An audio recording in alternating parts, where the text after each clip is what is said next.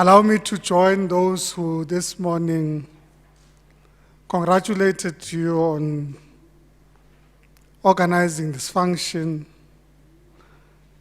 and conference of Black property professionals, and acknowledge, of course, our host, the President of the South African Black Property Practitioners, Tate Matlala, team, representatives of the Black Business Council, and all other organizations present today. Okay, I've got the password in front of me. I thought I should start with an anecdote.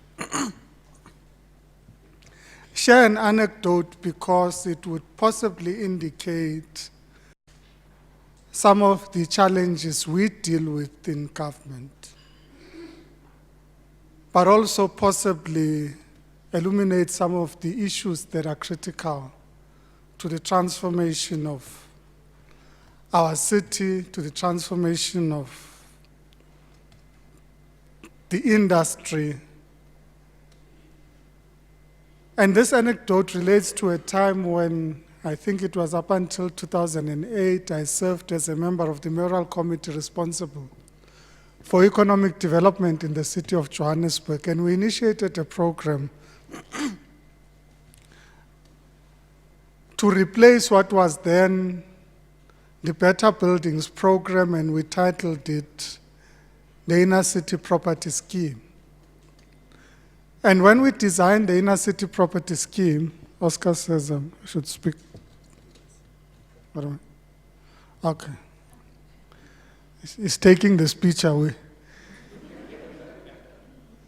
The Inner City Property Scheme were designed because we thought that we had an opportunity to intervene decisively in the inner city in a number of ways, including transforming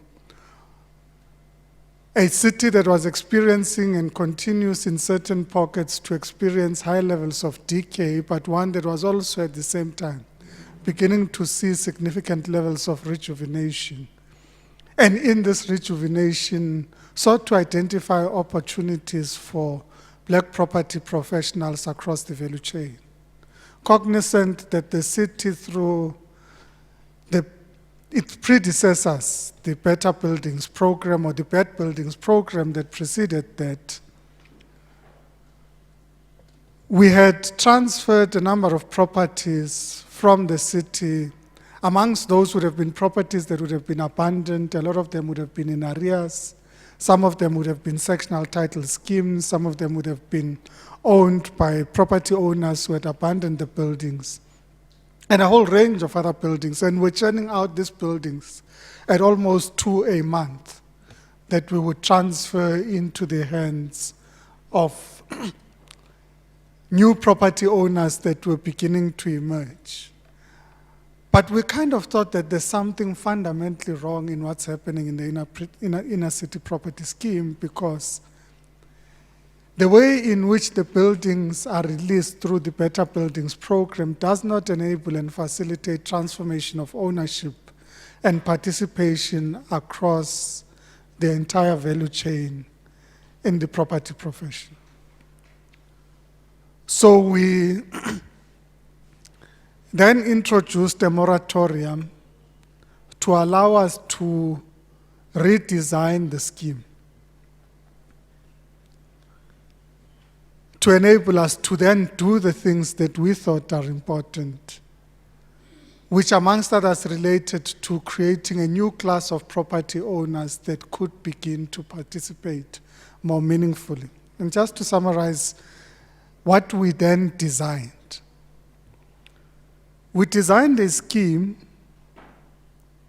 which said that the city would take into its ownership those properties that are abandoned, those properties that are in excessive arrears, and those properties that are not well managed and therefore would need to be expropriated because the property owners were not taking responsibility, including those properties that were hijacked, because we had a significant number of properties in the inner city that were hijacked. And that when we take these buildings, we would then release them to primarily black property owners. And I'm going to explain why, amongst others, why we made it complicated and maybe sometimes why we ran into a bit of problems. Excuse me. We were also cognizant at the time that government had promulgated the tax incentive. What was it called? There was a UDZ that said that if you own property in the inner city and you renovate it in terms of the UDZ and it's registered with the city of Johannesburg, that you would have a discounted scheme that you could either discount from your taxes, personal and or company taxes, within a period of 7 years. So literally it meant that you wouldn't have to pay tax, at least for the cost that you've invested in your property. And then if you are developing greenfields, it's a completely new property, that the same scheme would apply over a period of 20 years. So government would incentivize the redevelopment of inner city properties. So we were going to take over the buildings and transfer them to black property owners and then say to them, two things. We're not going to charge you rates. We will charge you for lights, but we're not going to charge you property tax up until the date you have completed the renovation and or building of the property and you are ready for occupation. Plus, you would qualify for the urban development zone tax incentive. And the biggest problem we ran into at the time was, so how do we allocate these buildings? Because one, you don't have to pay us up front. You only start paying at the point at which you've got the first lease, because that's how we designed the scheme. So we sell you a building and we say, don't pay us yet. And then when you start paying us, we will make sure that you only start paying when you already have your first lease. And even then, you would qualify for the tax incentive in terms of the UTZ. So this is like, as one prominent black businessman said, it's money for jam. Clearly. It's easy to get in there. All you have to do is to get hold of the property. Because when you have the property, everything will work for you. That's how the scheme was designed. And when we ran into trouble, we then said, how do we adjudicate? And we said, well, the easiest way to adjudicate is to at least force anybody that applies for the scheme to have some financing or guaranteed financing that backs their company. Otherwise, any park star who can come with no business acumen and want to take over a building and do something about it. So at least try and ensure that you limit it to practitioners, to entrepreneurs, and to people who go out there to demonstrate to somebody that this is a viable scheme. And that would be our only measure of discrimination, because criteria is used for purposes of discrimination. Now, why did the scheme fall flat? For a number of reasons. The first is something called the Municipal Finance Management Act that told us that we can't introduce a scheme that allows us to borrow black property professionals' money. So, put crudely, we had written a law as, if I may put it directly, as the African National Congress, that made it extremely difficult to facilitate transformation of the property sector. The second is that for some strange reason, when we introduced the scheme, the properties were being churned out 2 a month. And suddenly, when we introduced the scheme, we could only get properties at a rate of 1 in every 6 months. So for some reason, somebody decided that this machine that rolls out these properties is no longer going to roll out the properties.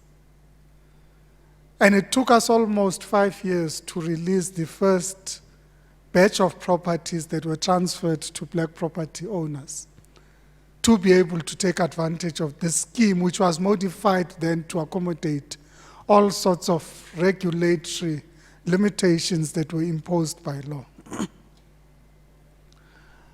Now, why did I think it would be appropriate to start with this anecdote? Firstly, to suggest that in fact there is no lack of will, at least on the part of the city of Johannesburg, to enable access to property ownership and access to transformation of the entire sector. And I should say, the other parts of the scheme included that you will use black practitioners, whether in terms of the rest of the value chain, in renovation, plumbing, tiling, electrical. It was part of the scheme. It would have been compulsory that you use black practitioners along the value chain. And we had gone out as part of this scheme to then say to those in the townships, go and register your companies so that you are able to participate in the scheme. You might come in the first instance at a subcontracting level, but it would be deliberately designed to enable you as you go forward to be able to contract directly. And just so that we make it easier, we established a trust that would own a transitional housing scheme so that if people have to be relocated from current property, they would be relocated into transitional housing, and that we would have financed the transitional housing scheme. So in terms of design, almost everything, I think, at least in my opinion, were done, should have enabled a fast track of the redevelopment of inner city property, but not just the regeneration of the inner city. It would have ensured a fast track of ownership and participation throughout the property value chain, ranging from ownership to management to actual construction work, to actual ownership of even the security company would have prescribed. And for some reason, I suspect both within government and certainly reasons imposed by legislation, and no doubt reasons that could be there somewhere within industry. And I'm not going to make any statements that could get me into trouble as to why properties were no longer being churned out at the numbers that they were being churned out in the past. But for some reason, these properties were no longer available. But I suspect to yourselves, as an organization in particular, the question becomes, did we at the appropriate time when we defined and identified such a scheme, form an appropriate partnership with South African black property practitioners to ensure that such a scheme is able to succeed? And I would want to argue that that possibly is where the fault lies. It was in our inability to form a partnership with the appropriate people to ensure the success of the scheme. Now, as I said, the organization that sent me to serve in government at its conferences agrees, amongst others, that it is important that to achieve the objectives of the national liberation struggle, it is important that those who have the most to benefit, that we define as the motive forces of our struggle, are mobilized to be partners in this process of transformation. That it can't be that as you seek to transform a society, that responsibility is left to government alone, but that we have a collective responsibility to work together towards achieving